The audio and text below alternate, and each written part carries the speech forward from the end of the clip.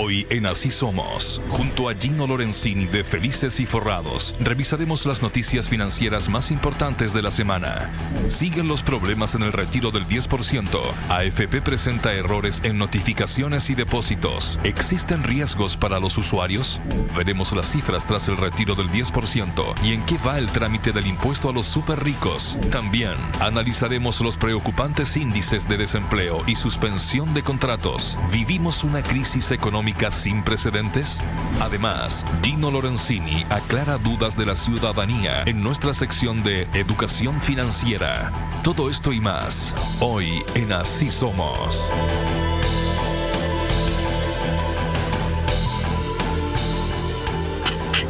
Muy buenas noches. Comparte esta previa del fin de semana junto a todos nosotros y junto, por supuesto, a toda la información financiera que debes y necesitas conocer. Para eso ya lo estás viendo en pantalla, como ya es costumbre, un clásico de los días viernes. Así somos. Bienvenido, Gino Lorenzini de Felices y Forrados. ¿Cómo estás, Gino? Muy bien. ¿Cómo está todo el equipo de Así Somos? Contentos de estar este nuevo viernes con ustedes. Excelente. Muy bien, muchas gracias. Oye, positivo, con mucha energía, porque hay muchas cosas muchas dudas, muchas inquietudes, y queremos comenzar con noticias que importan de alguna forma, Juan Andrés Alfate. Hay muchas noticias que están dando vueltas, como por ejemplo que la cifra de morosos en el último año aumentó, pero ya a nivel estratosférico. Exactamente, y llama la atención, Michael, Gino, querido amigo del panel y quienes se suman a nuestra sintonía, en qué sectores de la ciudad del Gran Santiago se establece la mayor cantidad de personas con deuda. Usted no lo va a poder creer. Vamos a los números. Nos llega el titular, esto desde MOL, ¿cierto? En su sección financiera y economía, por supuesto. Dice ahí, cifra de deudores morosos que tienen deuda y que van atrasados en las cuentas, aumenta en casi 400.000 personas. Wow. Casi 500.000 en un año. Total de personas finalmente supera los prácticamente 5 millones de deudores. 8.2 de salto que da respecto a esta misma fecha en cifras comparativas con el año pasado. Es el aumento más importante de que se ejecutó este borronazo en el año 2012, cuando millones de deudores salieron de la lista de DICOM. Esta es la cifra que nos instala y la verdad es que nos genera un tremendo signo de interrogación al rostro. En el Gran Santiago, la mora de deuda promedio más alta está en Vitacura, con casi 6 millones de pesos de deuda, seguida de Providencia, 5 millones de deuda promedio, 151.000 pesos. Y Las Condes, con promedio de 4.950.000 pesos y fracción en deuda absolutamente. La mayor cantidad de deudores, o sea, son mujeres, pero muy pegadito con el género masculino, que prácticamente están igualados en la deuda. ¿Cómo se explica que la mayor cantidad de deuda en estas cifras exorbitantes caen precisamente en las comunas que uno considera que son más ricas de Santiago? Salfa, mira, el tema de deudas, siempre yo iba a distintas universidades a dar charlas. Y el tema me acuerdo perfectamente que, no sé, hace 3 años atrás los deudores morosos en Chile eran como 3 millones. Después llegamos a 3 millones y medio, 4 millones y medio, y ya estamos bordeando los 5 millones. Moroso quiere decir que no ha pagado durante 3 meses sus pagos correspondientes. Y lo otro que me sorprende, el monto de Vitacura, porque si mal no recuerdo la cifra de hace unos 3 años atrás, antes estaba la morosidad promedio en torno a 2 millones de pesos, entonces que se haya disparado a casi 6 millones, está demostrando... Claro, está demostrando, porque no es solo que aumentó la cantidad de gente, sino también la cantidad de dinero moroso. De deuda. Y obviamente, y lo que pasa al final, Salfa, es deuda buena, deuda mala, porque finalmente se hizo un borronazo. Hay que recordar que se borraron las deudas de DICOM y como no se hizo educación financiera, la gente se siguió endeudando, y para eso doy un ejemplo concreto. En esa misma encuesta hay más de 400.000 jóvenes entre 18 y 24 años sin ingresos y que ya están endeudados en más de 400 lucas. Entonces, y de ahí viene la pregunta: ¿cómo una institución financiera le pasa una para la deuda, alguna tarjetita por ahí, que vienes y tú no tienes ingresos. Porque es una pregunta que es como, está bien si yo estoy trabajando, demuestro ingresos, que me presten crédito. Pero ¿cómo ocurre esta situación en Chile? Ya ha ocurrido, pero a través de los años, y ya la situación con la crisis social, que mucha gente perdió su trabajo, más el tema del confinamiento por la pandemia, ya la situación está explotando a niveles estratosféricos y obviamente que es una situación muy, muy delicada, pero acá hay que reflexionar un poco. ¿Puede ser bueno un borronazo? Sí, pero siempre y cuando yo te entregue educación financiera, es decir, ya llegó el momento, como Chile, de que tengamos que, no sé, perfecto, usted, señor, se quiere endeudar, hágase un pequeño cursito, una semana, entienda, por ejemplo, la diferencia entre deuda buena y deuda mala. Yo no sé ustedes, chicos, si saben cuál es la diferencia entre deuda buena y deuda mala. No, pero ni idea. Tenemos una idea, pero la deuda mala es la que explícanos tú. es mala para el bolsillo de uno. Mira, Lama, tiene relación con el bolsillo. Mira, la deuda buena es lo que pone dinero en tu bolsillo y deuda mala es la que saca dinero de tu bolsillo. Voy a hacer un ejemplo con el querido Lama, por favor, no se me ofenda. Sí, si Lama pero yo estoy en Vitacura, Yo estoy en Vitacura. Saliste elegido. Para que la gente sepa. Ya, salí de Entra donde hay más deuda. Yo, endeudadísimo, hace poco, yo estaría moroso, hace poco me iban a cortar la luz. No pago de gastos comunes. Y llegó el 10% y salvó a Lama, claro. Ya, sí. Mira, en el contexto de Lama probablemente se quiso comprar un departamento bonito y todo, perfecto, se lo compró y todo, y es que no, estaba muy bueno y toda la cuestión, ya listo, me endeudo. Y tomó deuda. Y el problema es que, ¿por qué es deuda mala? Porque Lama lo único que hace todos los meses saca dinero de su bolsillo para pagar esa deuda. En cambio, la deuda buena es cuando tú, por ejemplo, esperas una crisis económica, te compras un departamento a un bajo precio, que sea y si es que el dividendo es menor que el arriendo y pone dinero en tu bolsillo todos los meses, es deuda buena. Claro. Es así de simple. Entonces, si es que yo tomo una deuda y pone, por ejemplo, no sé, ¿sabéis que me tomé una deuda de 4 millones, me compré un auto para manejarlo como Uber? Y si yo manejo bien, no choco y me genera ingreso todos los meses, eso es deuda buena. Pero si le paso después el Uber a un amigo para que me lo maneje y empieza a chocar el auto, se pone a tomar y me deja la embarrada y pasa el auto en el taller, se transforma en deuda mala porque saca dinero de mi bolsillo. Y acá viene la segunda lección muy importante, que si es que yo estoy en esta dinámica de que si es que el auto me está sacando dinero de mi bolsillo, véndelo. Y ahí viene el otro secreto. Si yo tengo deuda mala, tengo que vender el activo.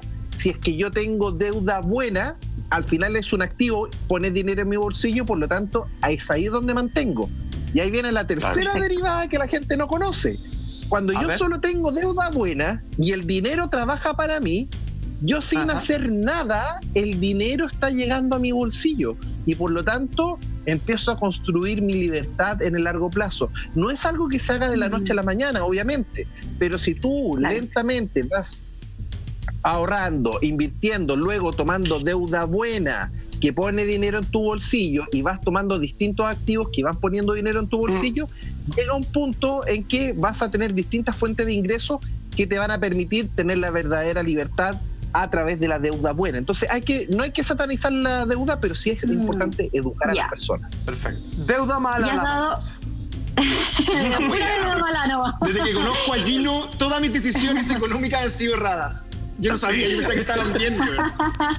Correcto, juro que es verdad, güey. Lama, nunca es tarde para aprender y por eso estamos con Gino Lorenzini. Tú has dado en un punto clave que tiene que ver con la educación financiera. Yo siempre he pensado que la educación financiera tiene que partir desde el colegio, desde la enseñanza media, cuando uno ya es más consciente de lo que gasta, de lo que valen las cosas. Debería haber un ramo que te enseña cómo enfrentar después la vida, porque cuando uno cumple 18 años, y a mí me pasó y por eso lo cuento como en primera persona, a mí lo primero que hicieron fue contactarme a un banco para ofrecerme cuentas corrientes y tarjetas de crédito. ¿Y qué hice yo? Obvio que lo acepté y obvio que las reventé todas. Entonces tenía 18 o 19 años y tenía más deudas que... Entonces, claro, y me costó harto salir de ese círculo vicioso, porque uno paga, se endeuda y así hay mucha irresponsabilidad porque uno es joven y se entusiasma con todo. Entonces, ahí te doy un punto que la educación financiera es súper importante. Y lo otro también tiene que ver con la bancarización, porque a nosotros nos resulta muy curioso que precisamente la gente que uno cree que gana más dinero es la que esté más endeudada. Tiene que ver esto con la bancarización, es decir, la gente que tiene menos recursos claramente tiene menos acceso a créditos hipotecarios, a créditos de libre consumo. Entonces, tiene que ver por ahí esto también ligado a un estilo de vida quizás, si mientras más gano, más gasto y más también ligado un poco a la idiosincrasia de también tengo que demostrar lo que gano, ¿cachai? Es como, va un poco por ahí, por eso se podría entender este fenómeno de que la gente que tenga mejor posición económica sea la que más debe. A ver, esto hay que hablarlo con delicadeza porque hay gente que puede estar ganando el sueldo mínimo o gente que puede estar ganando 20 millones de pesos mensuales. Entonces, hay que expresarlo de una buena forma. Entonces, ¿qué es lo que quiero decir? Todos, si es que no tenemos cultura del ahorro, tú puedes partir ganando 300 lucas y después tu sueldo va creciendo 400, 500, 600, pero si tú gastas más de lo que ganas, vas a estar endeudado.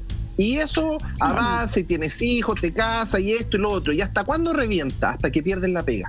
Cuando pierdes la pega, probablemente pierdes tu auto, pierdes tu casa, te pegan un PLR, te separaste y quedaste simplemente sin nada. Entonces, esa es como la historia que vive la mitad de los chilenos. Y es por un tema... Y no tiene que ver con que partiste en 300 lucas. Puede ver un cabro joven que partió justo de una buena carrera y todo, partió ganando, no sé, 800 lucas. Y después ganó un palo, 2 palos, fue un gran ejecutivo, 5, 10 palos. Pero si no tiene cultura del ahorro, va a gastar más de lo que gana. Créanme. Y lo que sucede es que siempre llega el mismo balde de agua fría, que es boom, te llegó la realidad, te pilló sin ahorros y por eso estamos viendo que en Vitacura la gente tenga 6 millones de deuda morosa, que es una cifra altísima, y es porque finalmente creían que eran ricos, ojo con esto, creían que eran ricos, pero de verdad de ricos no era nada, porque finalmente era toda una ilusión hecha por las famosas tarjetitas. El programa del ama. Un espejismo. Maestro, cuando me venían a cobrar las cuentas, yo me quería meter debajo de la mesa, ni siquiera tengo mesa. No hay nada. La cama, oficina. Solo hay eco. Oye, pero también me imagino que en algún momento, y esto más allá del fenómeno financiero propiamente tal y de la educación lleno del ahorro, hay un tema también, siento, a nivel sociológico. No estoy hablando de tu caso en particular, la mitad, pero efectivamente hay mucha gente de esos sectores que se sombra en deuda para tener una apariencia de vida que no es la que les corresponde. Yo no voy a decir el nombre, pero yo me acuerdo clarísimo. Yo tenía una compañera en Intrusos que ella cambió su auto a uno mucho más caro porque sentía que la cuña en el auto, en ese auto le daba más estatus. ¿Cachai? O sea, y a ese nivel... ¿En no, serio? No voy a decir... No me lo contaron, a mí me lo dijo, ¿cachai? Entonces, de ese ejemplo, siento que también hay mucho. O sea, al lado de la educación financiera también pasa un fenómeno sociológico que yo siento que hay mucha gente que se va a ir a esos barrios porque siente que efectivamente le dan un estatus mucho más alto. No sé, Lama, si fue tu caso. No te quiero tirar el palo personal. Pero sucede eso también, Pollino. Es que acá nos miramos, salimos a la calle, por ejemplo, y nos hacemos gestos. Estamos todos pobres, todos endeudados, no tenemos nada, pero nos miramos así como... Seguimos acá. Mantengámonos firmes. Dignidad. No, a ver, juntos saldremos. Lo que pasa es que desde chicos nos insertan el tema del aparentar.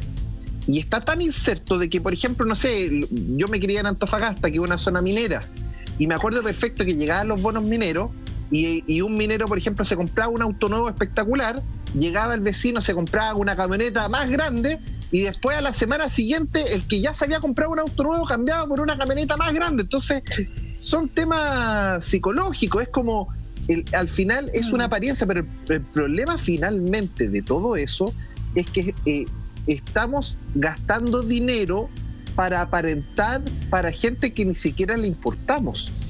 Entonces, cuando estamos viviendo en una sociedad que está construida para dar una imagen, para importarle a gente que realmente no le importamos, es finalmente la peor inversión y al final lo único que te queda es una deuda. Y por eso es que puedes ser, no sé, insisto, puedes haber vivido un ciclo súper bueno, vivir en Vitacura y toda la cuestión, pero si siempre viviste con la carga de la deuda, en el momento que te quedaste sin ingresos, no dura ni 2-3 meses y estás liquidado. Y esa es la realidad y eso es lo duro de aceptar. Entonces, acá hay que enseñar, por ejemplo, conceptos como aplazar la satisfacción inmediata.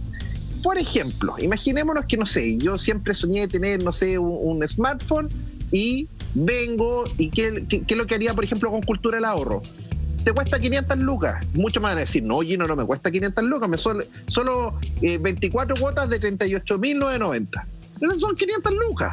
Y el problema de ¿qué es lo que yo invito? Aplazo la satisfacción inmediata. ¿Tengo la plata? No. Entonces, ¿lo puedo comprar con la tarjeta? No. Lo que yo tengo que hacer es cultura del ahorro, genero ahorro. Quizás me voy a demorar 2 años en juntar la plata, pero cuando me compro el famoso smartphone, me quedo tranquilo. Ese es el camino de la cultura del ahorro. Esperar, saber esperar para poder acceder, porque vas a poder acceder, pero es una cosa de tiempo. Pero el otro camino, el que se lo compra con tarjeta, ¿qué pasa? Primero llega el mes siguiente y aparece pago 40 lucas o pago mínimo 2 lucas. Y ahí, ¿qué pasa con las 2 lucas? Que el ama dice, hoy 2 lucas, ya yo soy vivo, pago las 2 lucas. Y el pago mínimo automáticamente por contrato te genera la tasa máxima convencional que está por sobre el 3%. Y la gente dice, pero un 3%, ¿qué es eso? Mira, para decirlo en forma sencilla, un celular de 500 lucas que yo pague tasa máxima y me quedo con la deuda siempre pagando el mínimo por 10 años, ¿saben en cuánta deuda se puede transformar un celular de 500 lucas en 10 años pagando el mínimo? ¿500 lucas? Échese una cifra. ¿Cuántos millones? Un palito. Triple. El doble. 650. 15 millones de pesos. No, está loco. 15, no estoy loco. Es el efecto del interés compuesto, que no internalizamos un 3% mensual, pero es un 3% sobre un 3% sobre un 3% sobre un 3% sobre un 3% sobre un 3%. Interés sobre interés. ¿Cómo dura eso, años, pero por supuesto, querido Salfa, pero finalmente, por no saber aplazar la satisfacción inmediata, yo hipotequé mi futuro. Entonces toda la gente que me dice, no, pero Gino, si yo solo voy a pagar estas cuotas, es que está diseñado el retail para decir, tú no lo vas a pagar en la fecha, tú lo vas a pagar el pago mínimo, o por ejemplo, otro dato, si tienes que pagar el día 5, paga antes del día 5, porque si tú pagas un día después, tasa máxima. Entonces después la gente, bueno, es que la cuota mínima me subió de 2 lucas a 4 lucas. No es tanto. Eso quiere decir que ya tu deuda total subió al doble. Claro. Entonces ahí donde uno se autoengaña y empieza en todo el proceso, y por eso es que es tan importante que eduquemos a los chilenos. Mira, y por otro lado, también hay que dar una luz de esperanza a estos 5 millones de morosos. Existe la ley de quiebre y reemprendimiento, donde tú te puedes resetear, inclusive para personas, y por supuesto, porque imagínate, Salfa, de que incluso con esta ley de quiebra no te borraban las deudas, por ejemplo, del CAE, de la universidad, y salió un fallo esta semana, el lunes, donde Defensa de Deudores, para decirlo bien claro, lograron ganar y resetear todas las deudas, incluso los créditos CAE. ¿Y eso qué te permite? Oye, tengo mi tele, tengo una motito, tengo esto. Señor juez, tome mi patrimonio, no tengo más. Entonces, si tu patrimonio, no sé, vale 2 millones de pesos y tú pones eso, pero tienes una deuda de 7 millones, se te borra la deuda y tú quedas reseteado, limpiecito, y puedes partir de nuevo tranquilamente. Entonces, eso es muy importante que la gente lo sepa. No tenga vergüenza, quebrar no es malo, es parte de la vida. Para poder, que hay marcado, crecer, es que es el primero problema. te puedes caer. Sí, pero es que hay marcado. la gente siente que queda marcada. Si tú quebrás una vez y vas a un banco no te decir, sí, vamos a hacerlo, pero usted quebró, no, perdón, tengo que ir, no sé. A mí me parece que es como, acá te marcan al tiro cuando te equivocas una vez. Entonces, a mí me parece que es el miedo que tienen las personas a decir quebré, o esta posibilidad de resetearse, que a donde vayas, en algún minuto alguien va a revisar en esos archivos y va a decir, pero usted una vez quebró. Y es como, no me refiero mal visto a través de la gente que te acompaña, tu amigo o tu cercano, sino que me refiero, es más visto a través del sistema financiero. Vas a ser una persona que no es confiable. Es que ¿sabe lo que pasa? Hay que cambiar el Yo que soy desconfiado, usted sabe, amigo. Quebrar es cool. Y para que toda la gente se lo grabe, quebrar es cool. Es cool, porque los gringos vienen y quiebran y se levantan de nuevo y se levantan. Y, por ejemplo, ¿no? ¿Y cuántas veces tú has quebrado? No, yo he quebrado 4 veces. Es cool. Y al final, el tipo a la quinta le pega el palo al gato y se mega forra porque aprendió de todos los procesos anteriores. Entonces, hay que entender de que, por ejemplo, imagínense un detalle, o que son detalles pero chiquititos, pero son no menores. En el Padre Nuestro, hay muchos católicos en Chile, en el Padre Nuestro, antes de 1980, era perdona nuestras deudas como también nosotros perdonamos a nuestros deudores. ¿Qué era eso? El jubileo para borrar las deudas. Sí, cambió. Y lo cambió la Iglesia Católica y lo cambió deudas por ofensa para que así no endeudaran a todos. Ojo con eso. No te puedo creer. Nunca la había escuchado. Y hoy día tiene la Iglesia una deuda con nosotros. Oye, Gino, mira, los niños. Es bueno el reseteo de deuda. Es la oración original de Jesús. O sea, me queda claro y te agradezco que nos los traiga a la memoria, obviamente, para que veas cómo son los cambios convenientes. Mira, a ver, ya, el tip que rescatamos de acá es que a la hora de comprar, bájele un poco, ponga los pies en agua fría y espere. La paciencia va a ser su mejor recompensa. Pero, ¿sabes, Gino? Los que se aburrieron ya de esperar es la gente que sigue hasta el día de hoy teniendo problemas con el depósito del 10%. Fíjate que varios clientes están acusando, entre otras cosas, que la aseguradora ya les descontó el dinero a propósito de su solicitud, pero sin informarle por mail o por conducto cualquiera que la tramitación ya fue validada, y peor aún, no le avisan y la verdad que tampoco le hacen la transferencia correspondiente. Y aquí es cuando comienza todo el miedo y la desconfianza del AMA, que es como, oye, y en este gap, en este espacio, me van a meter la cuchufleta, me van a descontar, están esperando que pase tiempo para que mis depósitos bajen, entonces me entreguen menos plata. ¿Qué se hace aquí, por ejemplo, si va encima uno dice, me acabo de dar cuenta que me fregaron? Aló, y no me contestan jamás. ¿A quién me dirijo? A ver, Salfa, para toda la gente que está sufriendo con el 10%, hay que educar. Si tiene su clave única del Estado, uno como ciudadano tiene algo que se llama recurso de protección. Y en un recurso de protección uno puede venir y es simple, es decir, no necesitas abogado. Ve un recurso, lo copias, lo pegas y armas tu tema, porque acá se está afectando tu derecho de propiedad. Entonces, si una FP, tú solicitaste el tema y no te ha depositado, tú tienes completamente el derecho a presentar un recurso de protección. Quizá en el camino te lo va a pagar, pero no se la hagamos fácil. Es decir, si nosotros somos ciudadanos que se la hacemos fáciles, nos pasan los goles.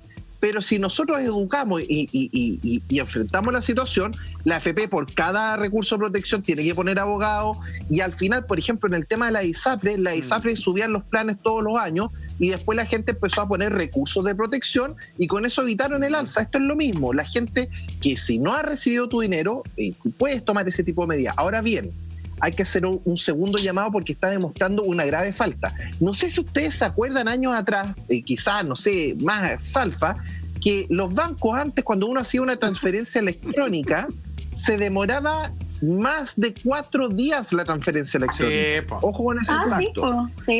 Sí, y eso más o menos por el año 98, por ahí, se dictaminó, las transferencias son instantáneas. Imagínense lo que implicó eso para la banca, y esa fue una muy buena medida. Y hoy en día nosotros asumimos normal que, oye, te transfiero, pum, y te llegó la plata al tiro. Ahí está. Entonces, ¿qué pasa con ese detallito? ¿Por qué cuando la FP me paga el dinero se demora 4, 10 días? ¿Quién juega con esa plata? Oye, si son nada menos que en total van a ser 11.000 millones de dólares, si yo me dejo 11.000 millones de dólares a un interés, no sé, de un 1% en un mes, wow, que es plata. Entonces, ojo con ese aspecto, y eso hacemos un llamado a la Superintendencia de Pensiones a que lo regule. No puede ser que si yo deposito, por ejemplo, una plata en mi cuenta 2 y en mi APB se demore 4 días hábiles, porque la transferencia del banco se hace en el mismo segundo. Entonces, ¿quién se queda con los 4 días? Exacto. ¿Quién se queda con los 4 días? Claro, pero siempre se ha sabido como que...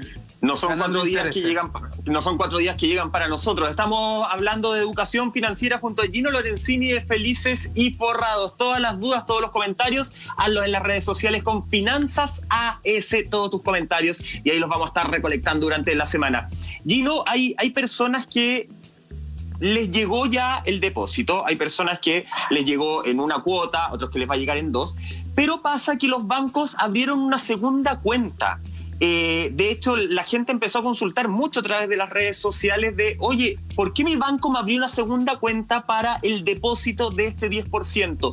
Consulta, ¿por qué lo abren? Para protegernos a nosotros, quiero pensar ilusamente, para no cobrarnos interés, para no sacarlo si uno tiene una deuda en la línea de crédito, qué sé yo. ¿Me cobran comisión por esa segunda cuenta del banco?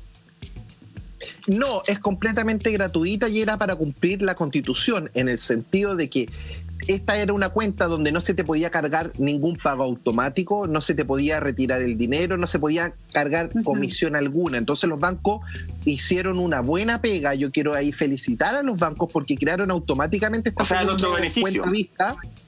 Es para nuestro beneficio, para justamente cumplir la ley. Ahora, eso también, de repente uno critica mucho a los parlamentarios y eso fueron indicaciones que se hicieron en el Senado para que justamente los bancos no cobraran los garrotazos. Entonces, no sé si se dan cuenta, cuando se hace bien una ley, pegan que el banco, oye, creó la segunda cuenta, a nadie les cobraron nada y todo funciona bien. Y eso nos enseña un poco como ciudadanos la importancia de que funcionen bien los sistemas. Y cuando no funcionan bien es porque la ley se hizo mal, se aprovechó la industria y empiezan todos los trasquilados y quedamos como ovejas sin lana. Exacto. Era que trabajando rápido lo hacen bien. Hay otra duda que se ha repetido harto con respecto al 10%, porque ha traído muy buenos números muy positivos. De hecho, muchos decían, no, se va a quemar el país, esto va a ser el fin del mundo, y finalmente el retiro del 10%, casi 2,3 millones personas han recibido el primer pago y el monto supera los 3.100 millones de dólares. ¿Cómo viene esto a reactivar la economía, Gino? ¿Qué beneficios ha tenido también? Porque parece que se están derribando todas las creencias que estuvieron previas a la aprobación de la ley. A ver, Monty, lo que sucede es que toda política pública hay que siempre pensar en las consecuencias. Entonces, porque fueron grandes economistas, estamos hablando del expresidente del Banco Central, que era un país bananero, que se quemaba el país, y pura campaña del terror. Y lo que nosotros dijimos, ojo, esto es traer primero nuestros recursos, traerlos al país e inyectarlos al bolsillo de la gente. Segundo factor, claro, van a retirarse 11.000 millones de dólares, pero no ese es el efecto de los 11.000. Hay un multiplicador del dinero, porque si yo vengo y le pago, por ejemplo, compro los alimentos, después esa persona que me vendió los alimentos va a agarrar el mismo dinero y va a comprarse, no sé, otra cosa, o va a tomar transporte público, y al final el dinero circula. Entonces, esos 11.000 millones de dólares se pueden transformar a nivel económico en 30.000, 50.000 millones de dólares. Y eso es un enorme impacto a la economía. Incluso hasta el Servicio de Impuesto Interno va a recaudar más dinero. Entonces, acá se mueve la máquina. Ganan todos. Entonces, ¿qué ocurre? Que cuando ciertos economistas ven solo una variable, no ven estos impactos secundarios que son enormes, y ahora se está dando cuenta hasta el mismo ministro que en su momento criticaba, ahora alaba la propuesta porque realmente está generando un enorme shock económico que finalmente está cambiando la confianza. La gente no gastaba porque también los que estaban bien con trabajo les dio mucho miedo a esta situación, Pero este es como veranito de San Juan, la verdad es que está haciendo muy bien a la economía chilena y quizás después se transforma en un caso global de cómo el 10% de la AFP se transforma finalmente en un gran reactivador económico, siendo que, no sé, pues Estados Unidos cayó 32% del PIB, acá en Reino Unido 20% caída del PIB. Con esto en Chile se dice que al final, en vez de haber caído un 10%, vamos a estar cayendo en torno a un 3 o un 4% y ya el otro año estaríamos creciendo. Entonces, esta es realmente una enorme buena noticia para que el país salga adelante. Espérate, pero a ver, en palabras más fáciles, Gino, para la gente como yo, Sí, obviamente. perdón. Me está queriendo decir que la llamada crisis económica que viene, que también muchos la han alertado, no va a ser tal o va a ser más corta, o esto es solamente un rayito de sol porque la gente está dulce, tiene plata, que va a durar un tiempo y a lo mejor en 2 meses más nuevamente va a haber una fuerte caída, porque es sostenible el 10% en los próximos meses, porque la plata se acaba. Muchos van a pagar deuda y van a poder adquirir a lo mejor más deuda. Entonces, ¿esto es algo que va a ser más corta esa crisis económica o finalmente esa crisis económica va a ocurrir de la misma forma? Más allá de las cifras que estáis dando, que me parece que está súper bien. A ver, lo que pasa, Lama, es que la crisis económica real que vamos a vivir tiene que ver con el nivel de endeudamiento de los chilenos, y no solo en Chile, sino que a nivel mundial. Acá grandes países como Estados Unidos están completamente sobreendeudados. En Europa es una cuestión de que el estado de bienestar están quebrados. No lo han dicho, pero esa es la realidad. Se están comiendo los fondos de pensiones y no lo están informando claramente a la ciudadanía. Entonces, lo que vamos a vivir a nivel económico es probablemente como un amigo dice, las 3 Mavericks, que son grandes olas, y esto es como grandes tsunamis. Un tsunami que tiene que ocurrir es el mercado accionario está completamente hiperinflado, y eso va a generar un enorme impacto a nivel global. Hay una segunda ola que es la deuda de los gobiernos europeos. Los gobiernos europeos se endeudaron, pero a más no poder, con tasas negativas. Era re fácil endeudarse con tasas negativas, pues pago menos. Y la verdad es que eso es una bomba de tiempo que ya está mucho más cercana a explotar con todo el tema del confinamiento. Entonces, y después también hay toda una bomba de deuda en Japón. Japón es un país muy endeudado. Entonces, todo ese complejo de deudas va a generar una crisis, la verdad es que puede ser mayor. Pero en el caso de Chile, y en esto hay que ser bien claro, es que con el 10% existe la posibilidad de que esa crisis no pegue tan fuerte. Quiero hacer como el paralelo con la crisis del 2008. El 2008 fue una crisis enorme en Estados Unidos, quedó la embarrada. Sí. Y en Chile estaba quedando la embarrada, pero se hicieron muy buenas medidas económicas, contracíclicas, y eso logró que rápidamente, ya el 2009, Chile estaba volando. Y tuvo muy buenos años de crecimiento posterior. Entonces, cuando tú tomas buenas medidas, es decir, el 10% es una inyección tan fuerte que la verdad es que por lo menos de acá a marzo deberíamos ver buenas cifras. El problema es después de marzo. ¿Por qué? Exacto. Porque si el gobierno sigue haciendo buenas, es decir, si el gobierno empieza a hacer buenas políticas públicas que son transferencias directas, va a lograr de que esto se perpetúe más allá de marzo. Ahora bien, si es que no se hacen buenas políticas, ahí puede ocurrir nuevamente que, como dice Lama, se acabe la platita y ya en marzo nos veamos nuevamente en una situación complicada. Entonces, finalmente acá el 10% nos da la posibilidad de salir rápido, siempre y cuando tomemos buenas medidas a nivel económico, y el tema sería finalmente hacer muy buenas medidas de transferencia. Por ejemplo, acá en Londres, mira, reabrieron. Los restaurantes salíamos a caminar todos vacíos, pero vacíos, ni una mosca. Y el gobierno se dio cuenta, empezaron a quebrar más de la mitad de los restaurantes y dijeron, esta cuestión hay que pararla porque gente vive de los restaurantes. Entonces, ¿cómo lo reactivaron? Claro. Bueno, 50% de descuento directo del gobierno con tope de 10 lucas por persona, de lunes a miércoles. Entonces, ¿qué pasó? Los restaurantes se empezaron a llenar de lunes a miércoles porque la gente, no sé, pues si antes la cuenta te salía, no sé, por decir algo, 30 lucas, ahora te sale 15 lucas. Y con eso la gente empezó a reactivar el consumo. Y eso mismo es transferencia directa, y al final protegió a todo el rubro de los restaurantes, que hoy en día está muy afectado en Chile. Entonces, el gobierno tiene que pasar a medidas mucho más agresivas, pero directas. No el tema de que yo te doy, Dios, la caja de alimentos. No, es mucho mejor la plata directa al bolsillo de la gente, para que la misma Exactamente. gente Eso la vaya es. utilizando y genere mayor beneficio económico. No. Ya, mira, fíjate que es tan así lo que estás diciendo, querido Gino, que si bien en algún momento el ministro de Economía, ¿cierto? Lucas Palacios dijo una cosa, después finalmente al ver los resultados se mandó las siguientes declaraciones para Radio ADN. Dijo primero, está comenzando a reactivarse la economía. También las expectativas, y eso es algo muy positivo porque la economía se incluye en parte muy significativa respecto a las expectativas del futuro. Continúa él, a nosotros no nos gustaba mucho este proyecto porque tiene una contrapartida que es muy costosa, que es el tema de las pensiones. Y eso va a ser un problema que luego hacia adelante vamos a tener que resolver. Pero antes había dicho, ojo, si hacemos el retiro de los ahorros provisionales, finalmente Chile se va a convertir, lo dijo él, en un país bananero. Eso, querido Gino, Hipócrita. es una posibilidad latente, siendo que ahora está diciendo todo lo contrario. Estamos a punto de convertirnos en un país bananero, que es un comentario bien racista por lo demás. ¿Y a qué significa realmente? ¿A dónde apuntan sus palabras? Tu respuesta, querido amigo, a la vuelta de esta breve pausa comercial. Y se vienen, atención, lápiz y papel, las recomendaciones de Gino. Haga que sus lucas crezcan de forma casi mágica. Usted vaya, lápiz y papel, que nosotros ya volvemos. No se muevan. Toma.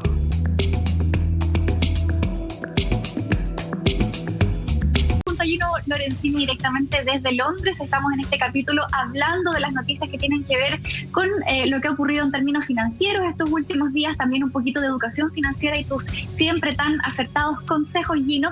Y antes de irnos a la pausa, Salfate te hacía esta siguiente pregunta. Los dichos y también desdichos del ministro Lucas Palacios, nuestro ministro de Economía, que tildó este retiro del 10% como que nos podríamos llegar a convertir en un país bananero, una forma también muy displicente de referirse a un país por lo demás. ¿Qué te parecen sus dichos y cuál es el escenario entonces ahora? Porque como bien lo decía, lo dijo y después se desdijo.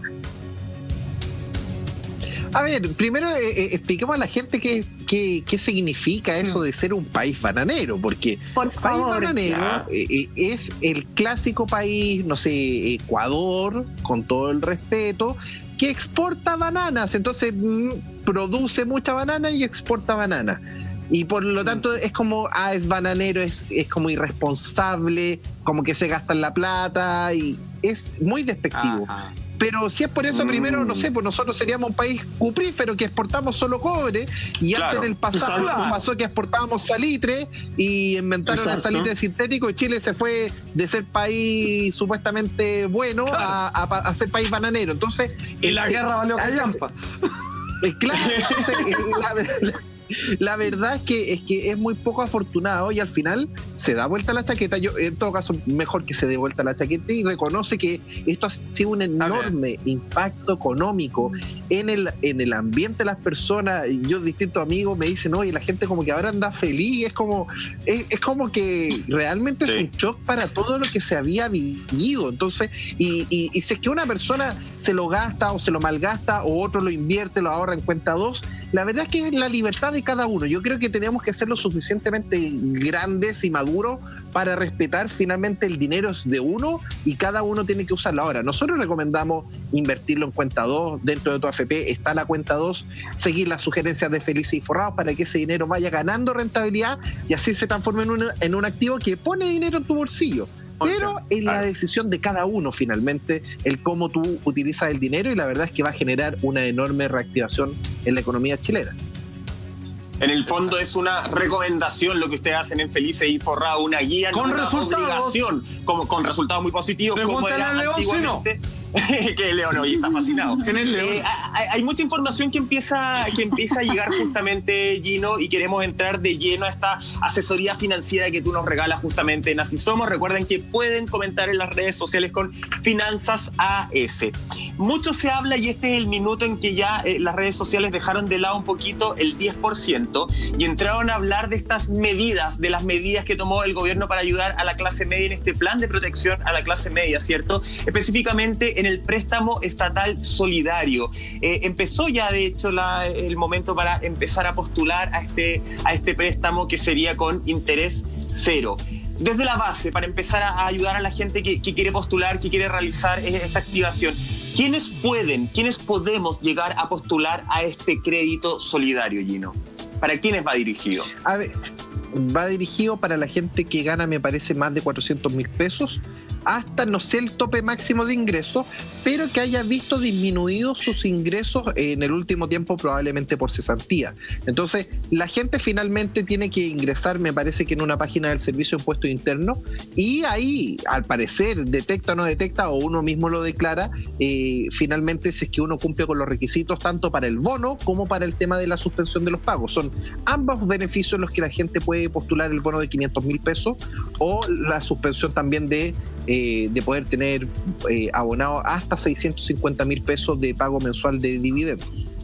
Ajá. ¿Tú lo recomiendas, Gino, este préstamo solidario, por lo que has podido averiguar? A ver, cuando alguien está desesperado, sin poder pagar el dividendo, con el susto de perder su casa, obviamente de que toda ayuda es bienvenida, y obviamente que es una buena política de que la gente con eso pueda pagar el dividendo y en este periodo se ponga a buscar pega o a emprender para que pueda venir y después seguir pagando ese dividendo. Entonces es una medida positiva. Lo que sí, obviamente que acá uno hace un llamado, porque hubo mucho enredo de que si la gente declaraba que porque mucha gente parece que solicitó y no estaba en las circunstancias. Entonces el gobierno dijo, claro, no, los vamos a meter presos. Entonces, en vez de todo ese show mediático, la verdad es que deberían estar bien integradas las bases de datos y rápidamente el Servicio de Impuestos Internos decir, sí, a esta persona le bajaron los ingresos, y ni siquiera uno debería postular, esto debería ser automático. No sé si me entienden el tema. Sí. ¿Sabéis qué? Sería lo ideal. El sistema los tiene todos identificados, así que... Es que sabéis que ahí me gustaría hacer un hincapié, porque leí el otro día que Andrés Baile, periodista, trabajó con usted, maestro Mecano, el pelafustán de la farándula, como le decían. Con usted, contigo también, carepalo, güey. No, maestro, yo no estaba Baile cuando estaba yo. Estamos al lado de él.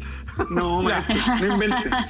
Ya, leía que él contaba que tiene un emprendimiento de carritos de comida que le iba bastante bien hasta el mes de marzo, y hasta el momento tuvo que poner en venta su casa. Y además no califica para este bono por exactamente 1.300 o 1.400 pesos de diferencia. Entonces, acá es cuando tú decís, ¿dónde está la flexibilidad si la idea es ayudar a las personas? ¿Cómo va? Si que hay fuera debe haber gente que haya quedado fuera también por 500 pesos, o por 300 pesos, o por 200 pesos, o incluso por 100.000 pesos. Entonces, me parece que hay algo ahí que flexibilizar en esta ayuda, porque la ayuda tiene muy poco cuando tú tienes que postular y tienes que cumplir con ciertos requisitos. Falta que te digan que tienes que nacer en luna naciente y que tu ascendente sea Tauro. Entonces me parece que eso es mucho. Entonces creo que la ayuda real no tiene reglas. Cuando ayuda a alguien no le dice, oye, te voy a ayudar, pero 20 minutos nomás. No sé si sin condiciones. Sin condiciones. Claro, presta la hermana. No, sí. A ver, seamos claros. Las políticas públicas que funcionan bien son las transferencias directas sin discriminación. Y en ese sentido, sin discriminación ni a la gente de menor ingreso ni a la gente de mayor ingreso. Ojo con este punto, porque por algo vemos que en Vitacura igual están morosos y con 6 millones de pesos morosos. Exacto. Y tampoco lo están pasando bien. Entonces, lo que ocurre es que, por ejemplo, el 10% era para todos. Y cuando tú hiciste para todos, se simplifica, obviamente, que no está estas discriminaciones que, bueno, para todos excepto a los papitos corazón, pero que eso está bien porque no le han pagado la deuda a sus hijos. Pero al hacerlo simple, funciona y es masivo. Acá en Inglaterra, cuando vienen y dicen, ¿saben qué? Si usted va al restaurante tiene un 50% de descuento, no te preguntan, oigan, ¿sabe qué? Páseme su RUT. No, pues si es compró 50% de descuento y chao. Exactamente. Entonces, cuando tú haces medidas simples, son fáciles de controlar, se hacen de buena manera, y lo que le encanta al gobierno es siempre la comunicación, pero con la letra chica para que muy poca gente pueda acceder, y al final genera frustración en justamente decir, quedar fuera por 1.500 pesos es una bofetada, para alguien que está perdiendo su casa. Hay que ponerse en esa situación. Entonces, al final, claro, el que accedió, perfecto, pero el que no accedió queda con una rabia, ojo con ese punto, y al final se transforma en una mala política pública. Entonces, las políticas públicas tienen que ser masivas, sin mayor discriminación. Ok, entonces, desde ese punto de vista, 2 preguntas en una, Gino. Entendiendo que a alguien le faltaron o le sobraron 300 pesos para poder postular, ¿hay algún sistema de quiero elevar una solicitud con mi caso particular, que si usted se fija bien, por estos 300 pesos yo voy a perderlo todo y claramente estoy en la orilla del préstamo que ustedes están ofreciendo? ¿Y este préstamo es deuda buena o deuda mala, para ver si lo entendí bien con todo lo que explicaste al comienzo? A ver, lamentablemente la ley es la ley, y como si dice desde 400 lucas hacia adelante y tú estás ahí en 398, lamentablemente quedas ahí fuera y lamentablemente no hay nada que hacer. Ahora, desde el punto de vista deuda buena, deuda mala, lo que yo haría si estoy así, si estoy hasta el cogote, estoy perdiendo mi departamento, mi casa, primero está... recuerden, tenemos este veranito San Juan que se puede transformar en una recuperación si el gobierno lo hace bien de acá a marzo. Entonces, en este periodo, si yo tengo un departamento y con suerte me tengo que endeudar para pagar el dividendo, perfecto, tomo la deuda, pero en esos 4 meses me pongo de cabeza a vender ese departamento. Okay. Lamentablemente, gano tiempo para vender el departamento, vendo el departamento, saldo mi deuda y mi reseteo, y quizás me quede algo de plata. Hay que ser fríos. Es que voy a perder mi propiedad. Hay que ser fríos. Mira, cuando uno está pasando un periodo de vacas flacas, hay que apretarse el cinturón, respirar profundo, apretarse el cinturón y darle y tomar todas las decisiones. Si yo tengo deuda buena, si pone dinero en mi bolsillo está perfecto, pero si tengo deuda mala que saca dinero de mi bolsillo, tengo que vender, porque ahora va a haber un poco más de plata en el país, por lo tanto voy a tener 3-4 meses para vender a buen precio. Pero el problema es que si en marzo no se recupera esta cuestión, el próximo año los precios se pueden caer mucho más. Entonces puedo decir, chupaya, ¿por qué no vendí mi departamento cuando valía 60 millones y ahora no vale ni 20? O sea, habría que vender ahora ya, Gino. Acá viene el... ¿Cómo? Habría que vender ahora ya, no esperar a que si se reactiva en enero, febrero, marzo. Ahora es el... No. Ya vendiste todo. Claramente no estoy... Ya no estoy con ingreso y es súper difícil. Hay que resetearse. O me reseteo de deudas, que paso mis cosas y me reseteo, o liquido mi deuda mala y la transformo finalmente en liquidez, y eso me va a permitir salir adelante mucho más tranquilo. Pero si yo confío, no, es que justo me va a salir la pega y toda la cuestión, si dependo de un evento que es poco probable, lo más probable es que voy a terminar en el peor escenario, porque imagínate, en el caso del departamento, si el departamento hoy lo puedo vender en 60 millones y la deuda son 50, me quedo con 10 palitos, para decir un escenario. No es malo.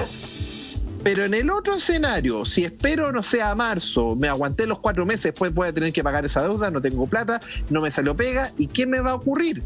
Que en marzo, cuando el banco me remate la propiedad, porque me va a venir y la va a rematar, va a venir y no, vale 20 millones. Y yo ya, perfecto, pero no, señores, que usted mantiene una deuda con nosotros de 30 millones de pesos. Es decir, perdiste tu casa y te quedaste con una deuda de 30 millones de pesos. Entonces, si se dan cuenta, entre los dos escenarios es mucho mejor la deuda mala, es decir, la que sacas dinero de tu bolsillo que claramente no puedes pagar. Véndela, liquídala, aprovecha estos 3-4 meses de veranito de San Juan para salir y saldar tu deuda y ojalá quedarte con una platita. Y este veranito de San Juan, como tú dices, Gino, también es una ventaja, es un respiro, por cierto que para toda la gente, pero también veámoslo como una ventaja que tiene el gobierno para empezar a hacer las cosas bien de una vez por todas, porque volviendo un poco al crédito blando, yo veía en Twitter gente que mostraba los pantallazos de cuánto era el crédito que le iban a dar, y habían personas que le habían autorizado un crédito, un préstamo de 6.500 pesos. Entonces es una cuestión que uno no entiende, ¿cachai? Una burla. Y ahí es una burla, y ahí entonces empieza la gente a tener que vender sus propiedades, sus bienes, que tanto esfuerzo y años de trabajo le costaron. Entonces es un escenario súper, súper complejo, y esperemos entonces que este 10% haga ganar tiempo para que las cosas se empiecen a hacer mejor. Y un sector que está también muy afectado y muy preocupado, porque claramente también ha recibido poco apoyo, han sido las pymes. Recordemos que también hay un préstamo especial para las pymes, que también tenía su letra chica. Muy poca gente ha podido optar a este beneficio, que finalmente no es un beneficio porque es algo que igualmente vas a tener que pagar. Pero todos los emprendedores se están preguntando, ¿cuándo se va a reactivar todo esto? Podríamos pensar que de aquí a fin de año los comercios más chiquititos que tienen pocos empleados y que tanto les cuesta sobrevivir porque dejan de vender 1 o 2 meses y se van a la quiebra, no tienen la capacidad de sustento que tienen las grandes empresas, y finalmente Chile lo sustentan las pymes, no las grandes empresas. Entonces, ¿cómo podemos visualizar el escenario para los pequeños emprendedores? A ver, yo creo que la clave, ya está el 10%, que es un choque económico muy importante. La clave es ojalá que se dé un desconfinamiento rápido y bien hecho. Si se da la combinación del 10% con un buen desconfinamiento, la verdad es que sí podríamos salir adelante de esta grave situación económica, o por lo menos que no siga la caída y seguir un poquito más estable. Entonces, pero la clave es el desconfinamiento. ¿Por qué? Porque todo esto ocurrió, y hay que entenderlo, y hay que ver un poco la cifra a nivel global. Hubo un país que se la jugó y dijo, ¿saben qué? Esto es una enfermedad de que es mejor dejar a la gente que no haga cuarentena, solo a la gente de riesgo, que es la gente mayor de 60 años, que fue Suecia. Y Suecia demostró de que de esa forma ya todos se contagiaron. Al principio tuvo altas tasas de mortalidad, pero después bajó y prácticamente tienen completamente controlada la situación del coronavirus sin hacer el daño a la economía, el problema del confinamiento. Entonces hay un ejemplo que es Suecia. ¿Y qué ocurre por el otro lado? Países como España, que hicieron muy dramáticas medidas de cierre. Claro, contuviste a la gente, tuviste un primer shock, pero una vez que los vuelves a soltar, de nuevo se te disparan los enfermos, porque es como que escondiste el problema bajo la alfombra. Entonces, entendiendo esas dos cosas, hay que tener la madurez de no tenerle un mayor miedo a la situación del desconfinamiento, pero que se haga de forma segura. Por ejemplo, un factor crítico son los 2 metros de distancia. Entonces, deberían hacerse campañas masivas para que la gente mantenga los 2 metros de distancia, pero es mucho más importante que liberes a la gente a que pueda volver a trabajar, a que pueda volver a salir, pero con las medidas sanitarias para que no volvamos nuevamente a confinar, porque si confinamos de nuevo los 5 meses, el 10% desaparece, no sirve de nada, se puede volver en una situación económica muy grave de acá a marzo. Exactamente. Claro, pero lamentablemente, digamos las cosas como son. Nosotros en Chile probamos los 3 métodos de confinamiento, porque en un principio se apostó a que el contagio en rebaño, por eso la capacidad hospitalaria de Chile finalmente fue tan óptima. Eso es un punto a favor, eso fue las cosas que han hecho bien. Claro. Después, no, vamos a hacer cuarentena en algunas comunas, sin tomar en cuenta que en esta ciudad cualquier persona que va a trabajar cruza 3 o 4 comunas. Cualquiera. Da lo mismo si vives arriba o abajo. Todos tienen que cruzar muchas comunas para ir a trabajar. Y después pasamos a la cuarentena total. Entonces probamos 3 métodos distintos donde fracasamos, digamos las cosas como son, y actualmente estamos desconfinando posiblemente para volver a confinar. A mí me parece que todo lo que yo acabo de relatar es lo que hace pedazos finalmente la economía, más allá de haber hecho este proceso una vez extremo y completo. ¿O me equivoco?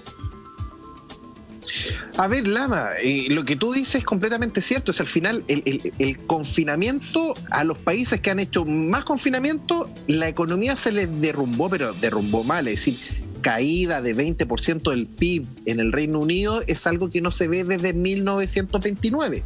Son hechos, no es mi parecer, son hechos. Claro. Que en Estados Unidos se caiga 32,5% del PIB, son hechos. Entonces hay que entender esa situación. Y probablemente el gobierno, yo creo que de hecho a mí me pasó que justo fui un viaje relámpago al Congreso en Santiago, me acuerdo el 11 de marzo, a presentar por el tema de la reforma previsional. Y me acuerdo que cuando llegué al aeropuerto estaba todo el tema del COVID. ¡Oh, qué bueno que estén preocupados! Llenando el formulario, perfecto, todo impecable. Y te pasaban una colilla y decías, señora, la salida se la van a exigir. Y cuando llega a la salida yo preguntaba, oiga, ¿a quién se la tengo que entregar? No, a nadie. Entonces al final fue todo un show mediático y no realmente un buen sistema para controlar el caso de que se infectó, apartarlo rápidamente. Entonces finalmente una cosa es el show mediático y otra cosa es cuando realmente haces una política que realmente permita aislar a los enfermos. Entonces, yo creo que obviamente que es una situación delicada, pero entendiendo el tema económico finalmente, es que hay que mirar a Suecia. Es un ejemplo a seguir y hay que plantearnos qué es más importante, porque finalmente tampoco nos sirve, si es que uno mira un poquito el tema más a largo plazo, de los 2.800.000 cesantes, que eso es lo que nos ha impactado en Chile, es decir, acá se habla del 28%, ojo. Para cambiarse de AFP, tú necesitas tener tu clave web y tu clave de seguridad, y por lo tanto que se meta a misclavesahora.cl y ahí puede averiguar en qué AFP está y pida su clave web, su clave de seguridad y se cambia de AFP. Ahora, es bien caso de borde, porque si retiró el 10%, se quedó con saldo cero. Si se traspasa de AFP, es como que no se traspasa plata, es un caso bien raro. Pero no debería haber ningún problema para cambiarse de AFP con la clave de seguridad y ahí quedarse en Provida y estar con la cuenta 2 en Provida. Y no sé que lo hemos dicho en otras ocasiones, pero la gente sigue preguntando mucho en las redes sociales. Y para que quede clarito, ¿yo puedo tener mi cuenta 1 en una FP y la cuenta 2 en otra FP? Exactamente, por ley yo puedo abrir cuenta 2 en cualquiera de las 7 AFP. Por ley se me está permitido. Ahora, viene el truco, que si yo digo, oye, quiero abrir una cuenta 2 en una AFP, la AFP me va a decir, no, usted no puede abrir una cuenta 2. Traerme su dinerito de la cuenta 1 para poder abrir la cuenta 2. Eso no está bien, es como una venta atada y la verdad es que yo puedo abrir libremente cuenta 2 en todas las AFP. Así que exíjale, y si es que le dice que no, le pone un reclamo en www.spensiones.cl a la Superintendencia de Pensiones, pone un reclamo porque uno tiene derecho a abrir cuenta 2 en cualquier AFP. Perfecto. Tenemos otra pregunta del público. Atención, Gino Lorenzini. Dice Carito-Gond. Por favor, preguntar a Gino. Una amiga ingresó al Servicio de Impuestos Internos para pedir el bono de clase media y resulta que no puede pedirlo porque no le aparecen ingresos en el año 2019 porque su ex empleador no realizó la declaración jurada 1887. ¿Qué puede hacer? @felices y forrado. La mató. Ahí, tirón de oreja para el empleador. No, bueno, ese bueno es malo. Inspección del trabajo, ¿no? Mira, más que inspección del trabajo, ella tiene que venir y llevar la documentación al Servicio de Impuestos Internos y demostrar de que efectivamente sí hizo los ingresos, pero si su empleador no los declaró, es problema del empleador. Entonces va a tener que llevar los antecedentes al Servicio de Impuestos Internos, no le va a quedar otra. Claro, pero Gino, nadie persigue a ese empleador, nadie está encima de parte del Ministerio del Trabajo, lo que hablábamos el otro día, que al no haber fiscalización, por eso la gente tiene tan poca plata en las pensiones. Hay gente que ha trabajado siempre. Claro. Roldán, por ejemplo, yo muchos años a boleta y ni siquiera está dentro del sistema, entonces me parece que ahí es donde fallamos, ¿no? Claro, acá no está el problema del Mercedes-Benz. Mira, el problema del Mercedes-Benz nació para la crisis del 82. Acá les quiero contar una pequeña historia. Resulta de que cuando uno trabaja con contrato, a uno le pagan un sueldo y de mi sueldo se va el 10% a la AFP. Por lo tanto, es mi dinero. Partamos por ese punto. Y resulta que por la crisis del 82, de forma temporal, se permitió a las empresas, para que no quebraran, declarar el dinero y no pagar. Y eso, uno lo entiende, crisis del 82, perfecto, una excepción, pero se mantuvo, después pasamos a democracia y pasaron varios gobiernos democráticos, y a las empresas se le permite declarar y no pagar. Y eso es una apropiación indebida de mi dinero.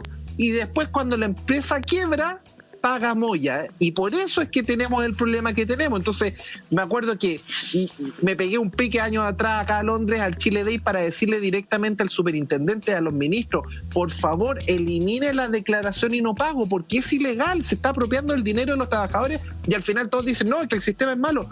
Claramente que el sistema es malo si dejo que las empresas no paguen la plata de los trabajadores.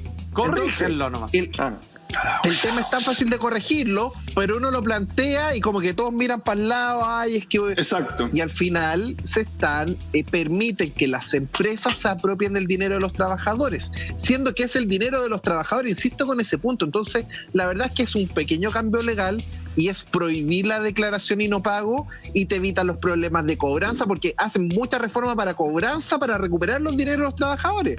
Y la verdad es que eso no vale de nada, porque finalmente hay empresas que se declaran en quiebra, no se pueden perseguir, y finalmente los que pagan son los trabajadores. Entonces, yo invito al gobierno a que realmente mire con altura de miras y prohíba la declaración y no pago, porque de verdad es una medida que no tiene sentido y finalmente lo único que hace es generar grandes lagunas previsionales. Oye, Gino, ¿y tú crees que es esperable que ahora exista más fiscalización? Porque yo creo que todo esto del retiro del 10%, más allá que ha sido un tremendo beneficio para muchos chilenos, ha puesto en el ojo del huracán nuevamente al sistema de pensiones y también cómo esto se conjuga con el Estado. Entonces yo creo que ahora deberían las cosas empezar a funcionar un poco mejor, o al menos ya considerarse en el Congreso hacer cambios que sean más estructurales con respecto al sistema de pensiones. ¿Tú crees que podría haber más fiscalización con respecto a eso para que no ocurra lo que le pasó recién aquí a nuestra amiga que nos escribía en Twitter? A ver, lo que pasa, Monte, es que somos chilenos. Hablemos a calzón. ¿Qué significa eso? No, somos chilenos, en el sentido de que el chileno es vivo por naturaleza.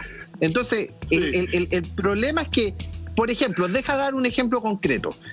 A ver.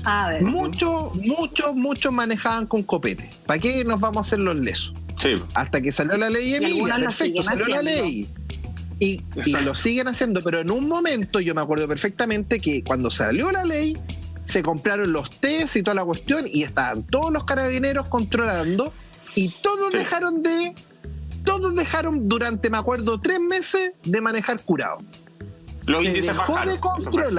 Se dejó de controlar porque no le pusieron recursos para que puedan hacer los test y al tiro de nuevo se sueltan las trabas. Entonces, ¿qué es lo que te quiero decir? Que todo sistema necesita el control.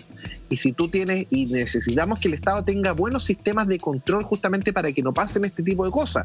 El problema es que en Chile no existe el control. Y cuando no existe el control, listo. Oye, ¿cuántas nanas, digamos, asesoras del hogar, que no sé, que no les pagan las imposiciones, que les dicen, oye, te pago en negro? Entonces, no son solo las grandes empresas las que abusan de los trabajadores, sino que también los trabajadores abusamos de otros trabajadores que son las asesoras del hogar. Sí, entonces, claro. el tema es que culturalmente, si no hay control, lamentablemente queda la embarrada que tenemos hoy en día de sistema, y por lo tanto lo que se debería cambiar a nivel político es generar buenos sistemas de control, pero simples. Es decir, declaración y no pago. ¿Para qué permito apropiación de dinero? Que no exista la declaración y no pago. Y al tiro la gente estaría ahorrando todos los meses. Si es que eso son cosas básicas, simples, que se pueden implementar. No medidas muy rebuscadas, porque todo lo que es rebuscado siempre a alguien le va a encontrar la falla. Perfecto. El caso es que, Gino, hay más preguntas de la gente, del ciudadano común. Ciudadanos como la Monty, Lama, Michael y quien les habla. Más preguntas, más respuestas, más aclaración para saber cómo moverse financieramente en este país. A la vuelta de esta última y más breve pausa comercial. No se vaya, porque todo será respondido por Gino Lorenzini. Así somos, junto a Gino Lorenzini de Felices y Forrados, Gino, y no queremos terminar este capítulo sin hablar de algo que está bien en la palestra mediática, que es el impuesto a los súper ricos. De hecho, vamos a revisar un titular, ahí está.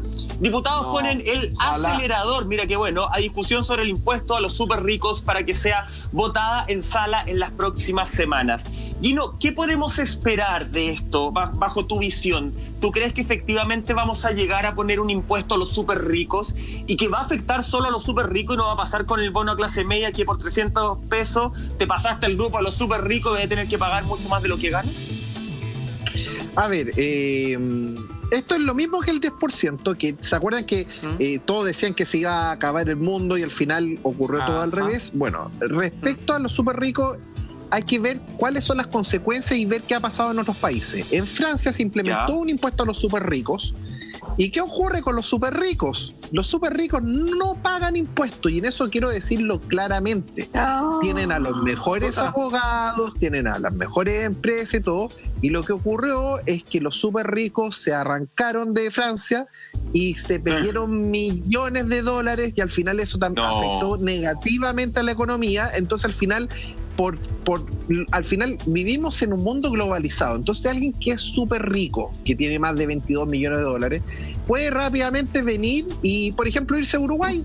Y en Uruguay tiene 9 años sin pagar impuestos y se da tranquilito a Uruguay y vive tranquilo. Entonces, la pelota en dice, oye, hay que cobrarle impuestos. Pero yo tengo que decir lo que va a pasar en la práctica. En la práctica, finalmente, los súper ricos van a agarrar su plata, se van a ir, y es mucho mejor traer súper ricos que se vayan súper ricos. Entonces, o sea, es mala idea. Es una mala idea, y lo digo sinceramente, muchas veces me van a criticar, quizás ahora en redes sociales me están dando con todo, pero yo tengo que ser sincero, como no, por supuesto. No quiero que me traigo la plata a Londres, no, pero de verdad, el problema que tiene es que es el contraintuitivo.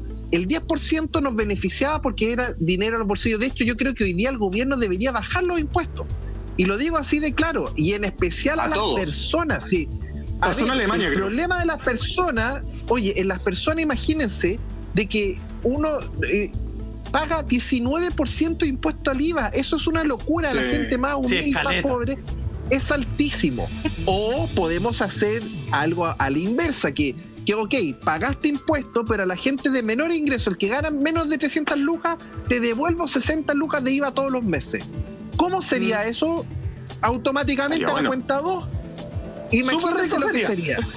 Y claro, entonces lo que sucede es que hay periodos es que tú tienes que implementar bien los impuestos, pero el problema es que si tú metes súper rico, puede ser peor el remedio que la enfermedad. Y eso, hay que poner impuestos a los ricos, sí, pero impuesto a la ganancia, nunca al capital. Si le pone impuesto al capital, de hecho hay un segundo efecto, que los súper ricos van a tener que vender, por ejemplo, una propiedad.